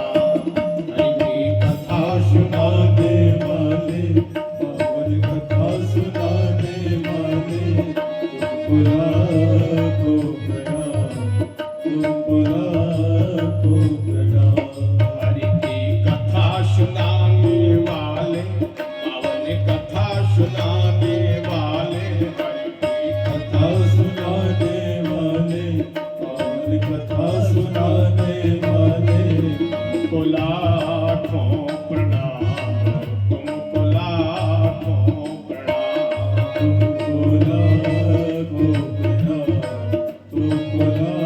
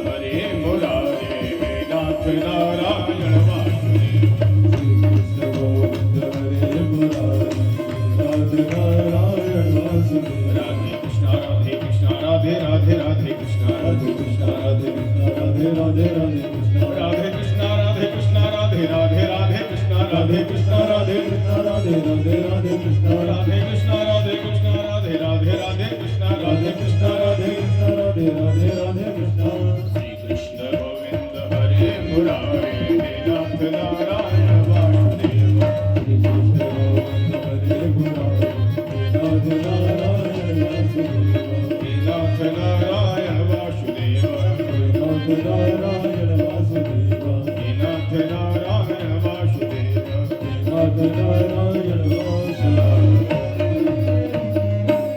बोले शिवदेव भगवान की।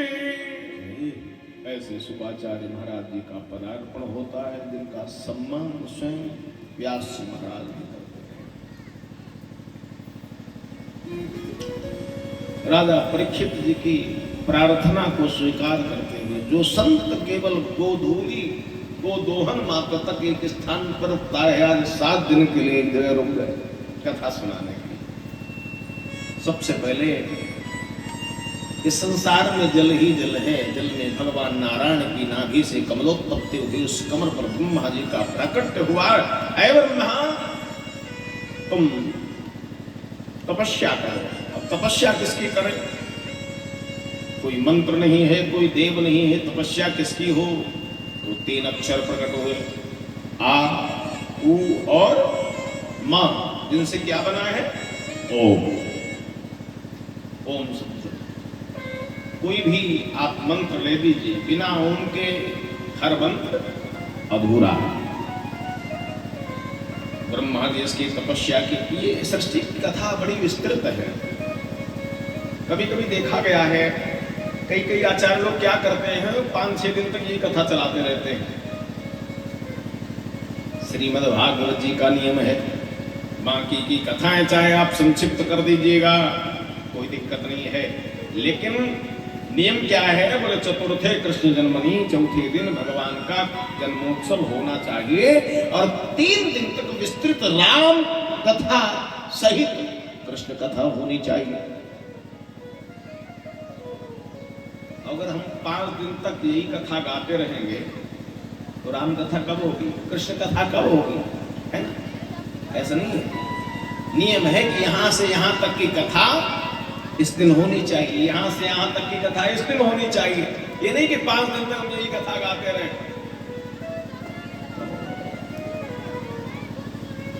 और नहीं तो अगर कायदे से देखा जाए, अगर विस्तार पूर्वक आप वर्णन करने बैठ जाएं तो पूरा दिन लग जाएगा केवल सृष्टि वर्णन। हाँ, 7 दिन का महत्व है इस कलयुग में, इस भागवत जी की कथा का। और नहीं तो जानते हो ये कथा कितने दिन में संपन्न होगी? लगातार जब 6 घंटे इस कथा का वाचन हो, इधर उधर की कोई बात न हो, तब कितना समय लगेगा? 27 दिन कंटिन्यू, रोज कम से कम 6 घंटा। लेकिन इस कलयुग में क्या है, राम कथा का महत्व कितने दिन का है? राम कथा कितने दिन की होती है? 9 दिन की, है ना? और भागवत जी की कथा सप्ताह यज्ञेन कलौ पुनन्ति ते, सप्ताह का महत्व माना जाता है। बोले गोविंद भगवान की जय।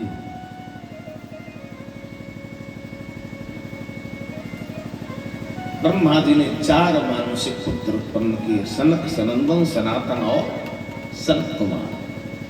ये मानसिक पुत्र है ब्रह्मा जी के। भाई सृष्टि करने में कुछ सहयोग करो हमारा। बोले सहयोग तो करेंगे, लेकिन हमको एक वरदान दे दो कि हम हमेशा 5 वर्ष के बने रहें। तो ब्रह्मा जी को बड़ा क्रोध आया। वरदान तो दे दी, जो हमेशा 5 वर्ष का रहेगा, क्या वो सहायक बनेगा हमारा? बहुओं के मध्य से नीले रुद्र की उत्पत्ति हो गई। क्रोध के कारण बोले शंकर भगवान की। भगवान भोलेनाथ ने कहा, महाराज आप रहें तो मैं सृष्टि के देता हूं। 3.5 करोड़ भूत प्रेत पिशाच डाकिनी साकिनी उलैने चुलैने ये सब बवाल रच के तैयार कर दिया। एक चुड़ैल किसी मोहल्ला में घुस जाए, पूरा मोहल्ला तबाह। यहाँ 3.5 करोड़। वो सृष्टि ब्रह्मा जी को खाने के लिए दौड़ पड़ी। ब्रह्मा जी ने कहा भैया उसको बंद करो, बंद करो, उसको रोके। शरीर के आधे भाग से मनु महाराज जी को, आधे से शत्रुपा को उत्पन्न करते हैं और विचार करते हैं इनका परस्पर विवाह होगा, मैथुनी सृष्टि यहां से प्रारंभ हो जाएगी, जो कि कमल के पत्ते पर रुकेगी नहीं। क्या करूंगा? ब्रह्मा जी को छींक आई तो भगवान 12 स्वरूप बना करके प्रकट हो गए। बोलिए वाराह भगवान की। सहस्र सी रेखा पुरुखा शास्त्राक्षा शास्त्रपात सभूमि गुंग सर्वतोस्मृता तिष्ठ सांकुलम। भगवान ने अपने शरीर को विस्तृत करना प्रारंभ किया। भगवान की जो शिखा है वो आकाश को स्पर्श करे इतना विराट स्वरूप भगवान ने बनाया। गुरु गुरु का शब्द करते हुए जल में छलांग लगा दिए। हिरण्याक्ष को मार करके भगवान पृथ्वी को बाहर लाए। मनु शत्रुपा का परस्पर विवाह हुआ। इनके 2 बेटे हुए और 3 बेटियां हुई। प्रेमव्रत उत्तानपाद नाम के 2 पुत्र हुए। आकुति, देवहूति और प्रसूति, ये 3 कन्याएं हुई। सुखदेव भगवान ने जब ये कथा राजा परीक्षित को सुनाई तो राजा परीक्षित प्रणाम सहित निवेदन करते हैं, महाराज ये जो प्रसूति का भी आपने नाम लिया, ये प्रसूति राजा दक्ष को दिया ही नहीं और दक्ष से सती हुई है। सती ने युवावस्था में अपने प्राणों की आहुति अपने पिता के यहाँ, वो भी यज्ञ कुंड में। महाराज ऐसा कैसे हो सकता है? सबसे बढ़िया कोई रिश्ता अगर संसार में है, सबसे कोई प्रेम का रिश्ता है, सबसे कोई निस्वार्थ का रिश्ता है तो बाप और बेटी का रिश्ता है। पुत्र आपकी सेवा हो सकता है स्वार्थवश करे, लेकिन कन्या हमेशा निस्वार्थ भाव से सेवा करती है। बेटी पैदा होती है तब तक लोग बड़ा मुंह बनाते हैं, बेटा पैदा हो गया तो बड़े खुश, और बेटी हो गई तो मुंह बना ही लेते हैं। लेकिन वही बेटी सबसे ज्यादा पिताजी की अगर कोई देख रेख करने वाली है तो वो बेटी। जब तक आपके घर में रहेगी, बचपन से लेकर के युवावस्था तक, तब तक पिताजी की देख रेख, दवाई इस समय देनी है, भोजन इस समय देना है, चाय इस समय देनी है, अब नाश्ता देना है। और आप बड़े लापरवाह हैं, आप समय से भोजन नहीं लेते हैं, समय से आप दवाई नहीं लेते, 20 बातें सुनाएगी। और जब वो ससुराल जाते ना, पहली बार जब ससुराल के लिए प्रस्थान करते हैं, अगर कोई चिंता है उसके मन में तो सिर्फ और सिर्फ अपने बूढ़े बाप की है। मैं तो जा रही हूं और मेरे जाने के बाद में मेरे पिताजी की देख रेख कौन करेगा?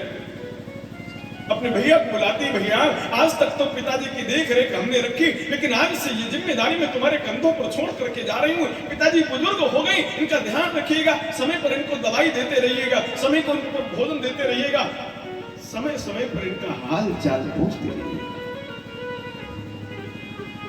यद्यपि सरकार ने बेटी का हिस्सा निश्चित कर रखा है, अपने फरुखाबाद में, अपने हरदोई में, अपने आसपास के किसी जनपद से आपको कोई सूचना ऐसे अगर मिली हो, आज दिन तक किसी बेटी ने अपने बाप से अपना शेयर मांगा, अपना हिस्सा मांगा? नहीं मांगती। निस्वार्थ भाव से दुनिया में अगर कोई सेवा करने वाला है तो बेटी। काहे को ब्याही विदेश, अरे सुनो बाबुल मोरे, काहे को ब्याही विदेश,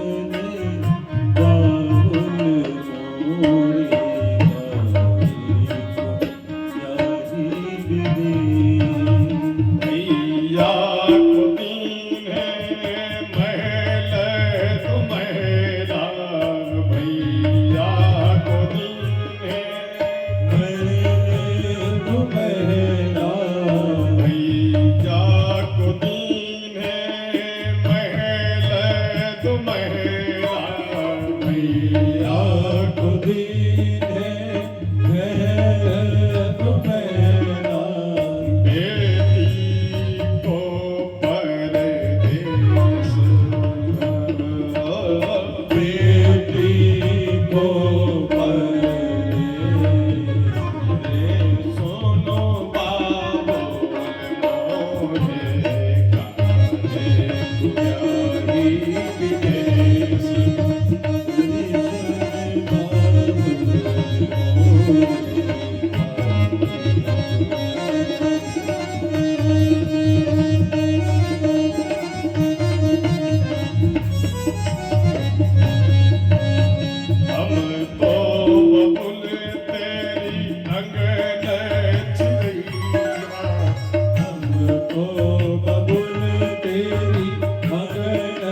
चिरैया चुनत बिनत उड़ी जा चुनत बिनत उड़ी जा।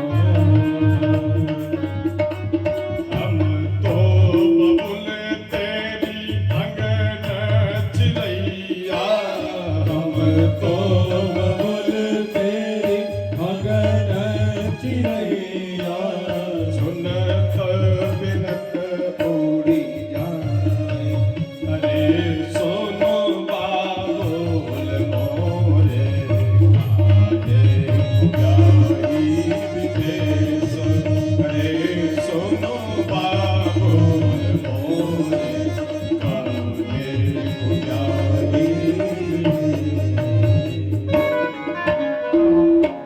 क्या बात है काहे को ब्याही विदेश अरे सुनो बाबुल मोरे काहे को ब्याही शिकायत करती है बेटी अपनी बाप से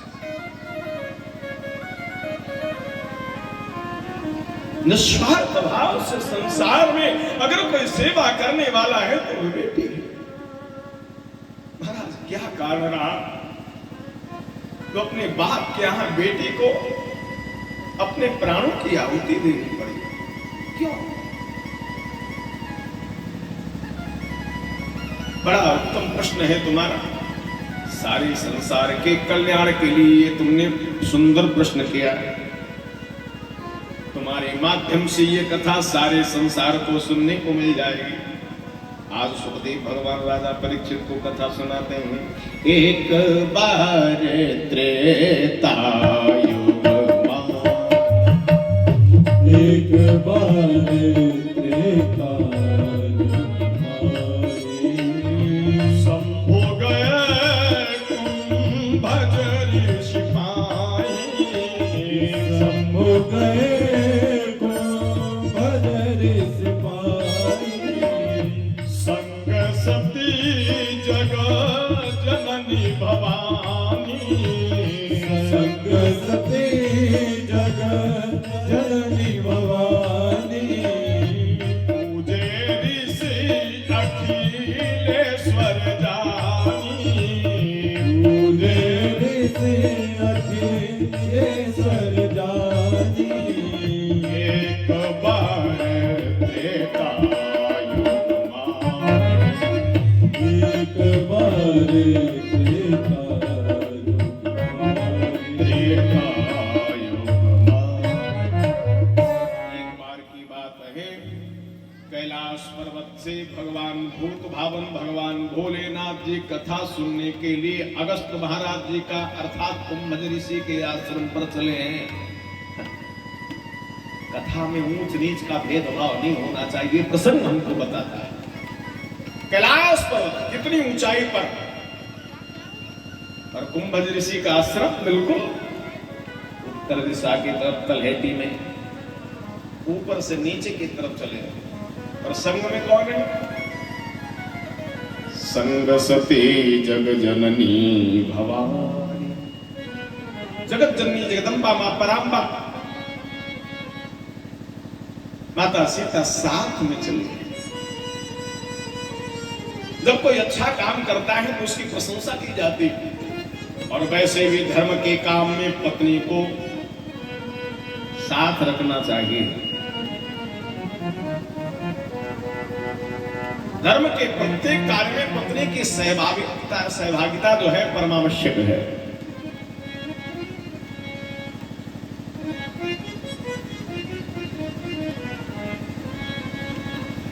जाकर के जब पहुंचे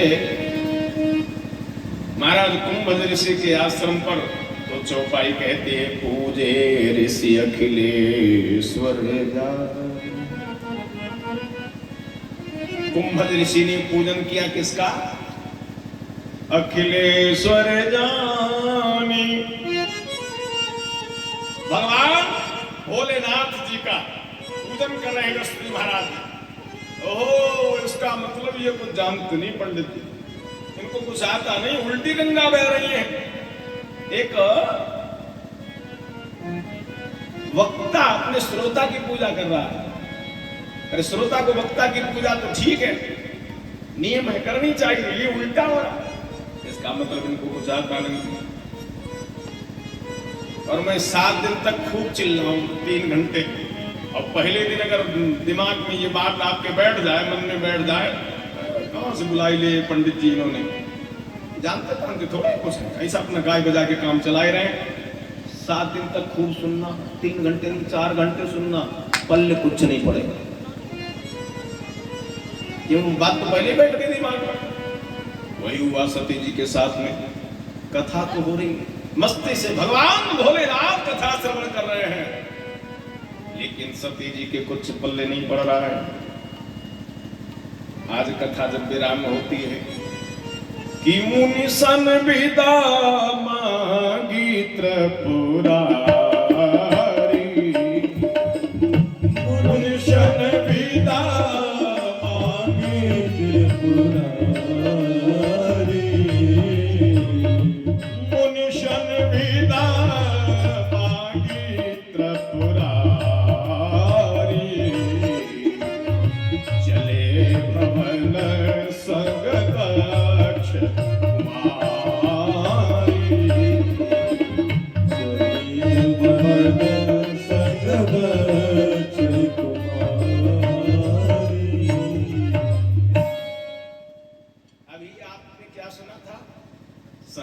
सती जग जननी भवानी, पूजे ऋषि अखिलेश्वर जान। जगत जननी जगदम्बा मां भवानी, कितनी सारी उपमाएं थी, और जब इनको संदेह हो गया तो क्या रह गया, दक्ष कुमारी। दक्ष माने चतुर, दक्ष माने चालाक, चालाक बाप की बेटी, भगवान शंकर के संग में चलती, सारी उपमाएं समाप्त।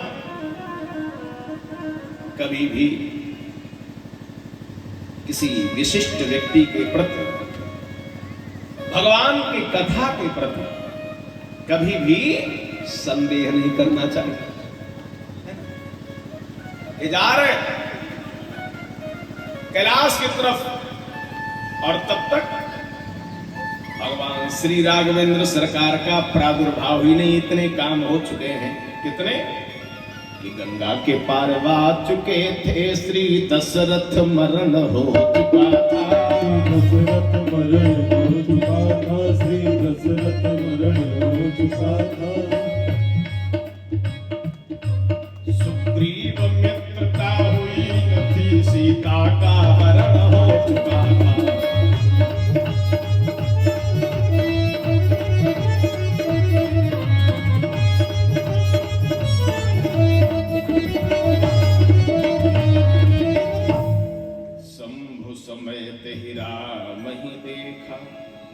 दृश्य क्या है, सीता जी को ढूंढ रहे हैं। हे खगमृग हे मधुकर श्रेणी, तुम देखी सीता मृग ने। वृक्षों से, लताओं से, पत्तों से पूछ रहे हैं, अगर मेरी जानकी को आपने कहीं देखा हो तो हमको बता दीजिए। पागल से कोई पागल व्यक्ति हो, भगवान न करे ये घटना किसी के साथ में घटित हो जाए, किसी की देवी जी 9-2-11 हो जाए, और उससे पूछो, वो ना सीधा सीधा नहीं बताएगा, हॉस्पिटल में एडमिट है, या माई के गई हैं, या फलाने रिश्ते से कुछ न कुछ बता देगा घुमा फिरा के। और हमारे राघव जी, इसलिए तो इनको मर्यादा पुरुषोत्तम कहते हैं। हे खगमृग हे मधुकर, वृक्षों से, लताओं से, पत्तों से पूछ रहे। शंभु समय तेरा मही देखा, दृष्टि पड़ी राघव जी के ऊपर, आ लाओ दौड़ करके हम प्रणाम करिया। दो कारण हैं प्रणाम न करने के, जाकर के प्रणाम न करने के 2 कारण। पहला कारण यह है कि इनकी लीला में बाधा उत्पन्न हो जाएगी, ये मानव लीला कर रहे हैं, पहला कारण। दूसरा कारण, अगर मैं प्रणाम करने जाऊंगा उस सती को पहले संदेह है, प्रणाम करने जाऊंगा तो और ज्यादा संदेह हो जाएगा। बिना प्रणाम किए जा भी नहीं सकते, सो दोनों हाथ जोड़े। जय सच्चिदानंद भगवान की। सती जी की नजर फिर गई, पड़ गई। अब चैन नहीं पड़ रहा है। महांसा सौ देवा स महादेवा, देवताओं में जो सबसे बड़े देवता हैं वो तो ये महादेव शंकर जगत वंद्य जगदीशा सुर नर मुनि सब नावत शीशा, सब तो इनको प्रणाम करते हैं। और ये अरे तिन्ह नपसुतहि कीन्ह परनामा, तिन्ह नपसुतहि कीन्ह परनामा, कहि सच्चिदानंद परधाम, कहीं सच्चिदानंद परिधाम, कहीं सच्चिदानंद परिधाम। नपसुतहि कीन्ह परनामा, नपसुतहि कीन्ह परनामा, कहि सच्चिदानंद परधाम, कहीं सच्चिदानंद परिधाम, कहीं सच्चिदानंद परिधाम। शंकर जगत वंद्य जगदीशा सुर नर मुनि सब इनको प्रणाम करते हैं। ये छोटे छोटे राजाओं के बच्चों को प्रणाम करते हैं। बात हजम नहीं हुई, महाराज आपने इन बच्चों को प्रणाम क्यों किया? बड़े आश्चर्य की बात है। बोले बाबा मुस्कुराए, देवी अरे ये बच्चे नहीं है, सोई मम इष्ट अरे देव रघुबीरा, ये साक्षात ब्रह्म है, मेरे इष्ट है, मेरे प्रभु है। फिर रोई काहे को रहे? अगर ब्रह्म तो रोई काहे को रहे? अरे बोले मानव लीला कर रहे हैं कि जानकी जी का हरण हो गया, पत्नी का हरण हो गया, उनके वियोग में रो रहे हैं। अरे इसमें रोने धोने की कौन सी बात है? सीता का हरण रावण ने किया, रावण मारता रहे, सीता को ले यहाँ में बात खत्म। बोले बाबा समझ गए, देवी तब लगी बैठी हूँ बट छाही, जब लगी तुम आई हो मोही पास। तुम्हारे अंदर जो संदेह है जाकर के तुम परीक्षण करिए। जो तुम्हारे मन अति संदेहु तो कि न जाए परीक्षा ले। हम यहीं बैठे मिलेंगे इसी वटवृक्ष के नीचे। अब गई परीक्षा करने के लिए, जहां से भगवान श्री राघवेंद्र सरकार आ रहे हैं, जानकी जी का स्वरूप बना करके आगे हुई चली पंथ ही जहिया बत नर भूप। जहां से दोनों भैया आ रहे हैं ना, उनके आगे आगे सीता का स्वरूप बना करके चलने लगी। और जब राम जी ने देखा, आए और प्रेम से प्रणाम किया। मैया इस वन में आप अकेले आए और प्रेम से अरे प्रणाम किया, और वचनामृतशील सुसादे हैं।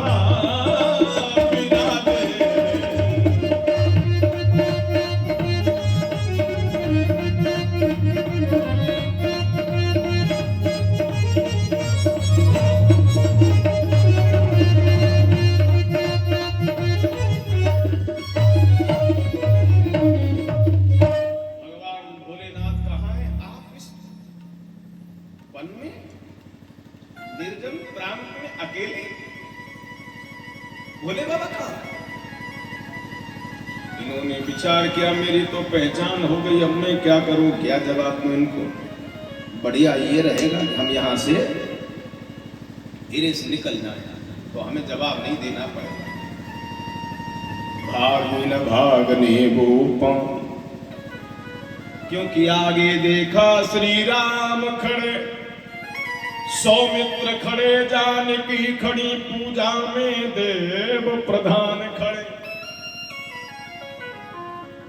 कहते हैं जहाँ चित वही तहाँ प्रभु वासीना से वही सिद्ध मुनीस पर जहाँ देखती वहां राम जी नजर आ रहे हैं।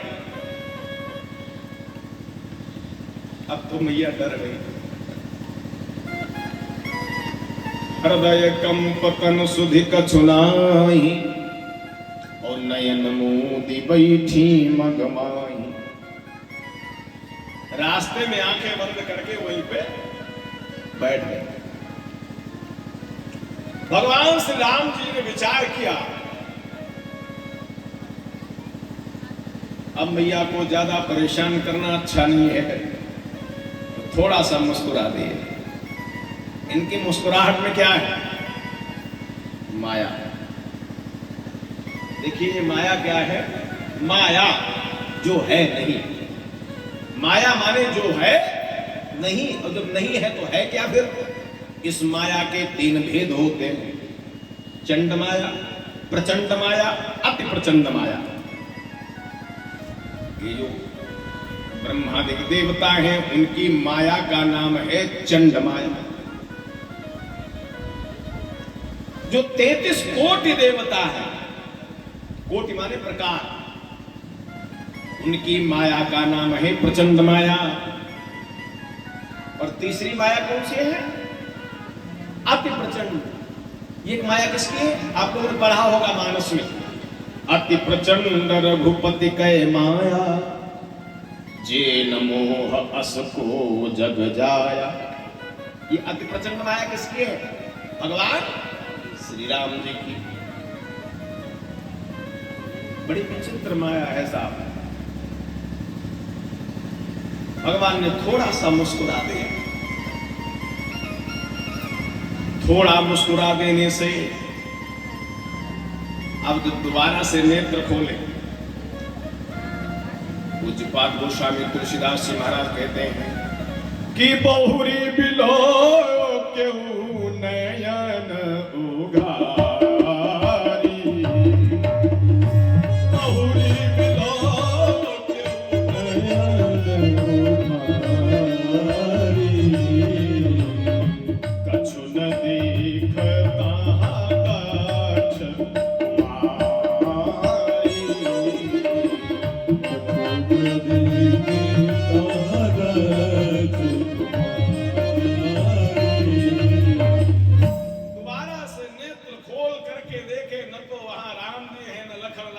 काठ धीरे धीरे चल करके कहां पहुंची जहां पर भगवान भोलेनाथ बैठे हैं। आप परीक्षा करिए आई।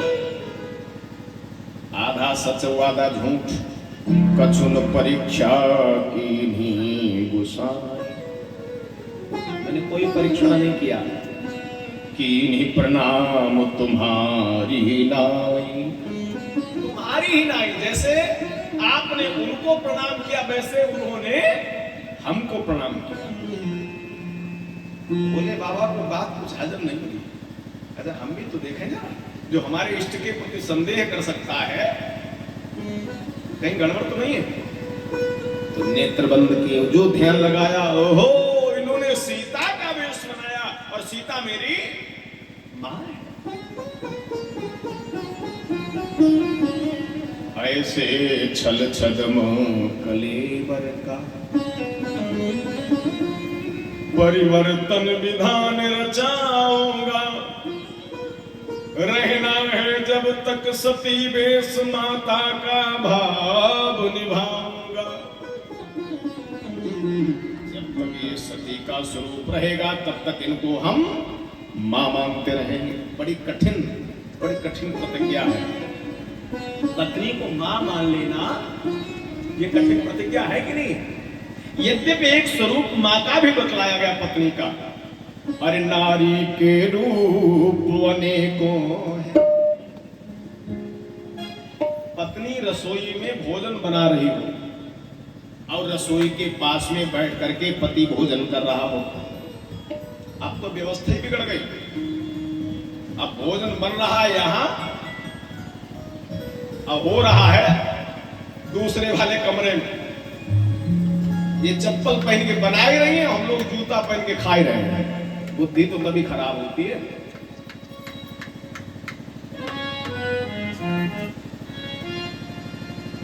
पत्नी रसोई में भोजन बना रही हो, पति रसोई के पास बैठ करके भोजन कर रहा हो, भोजन से वो पूर्ण हो जाए। हाँ ठीक है, हो गया। अब पत्नी मुस्कुरा के कह दे अरे एक और ले ले, फिर वो मना नहीं करेगा। एक आदमी मना नहीं करेगा। ये मात्र तो भाव बतलाया गया। जब वो कोई सलाह देती है तब किसका स्वरूप होता है? मित्र का। पत्नी मां भी है, पत्नी मित्र भी है। एक नहीं कई स्वरूप बतलाए गए हैं।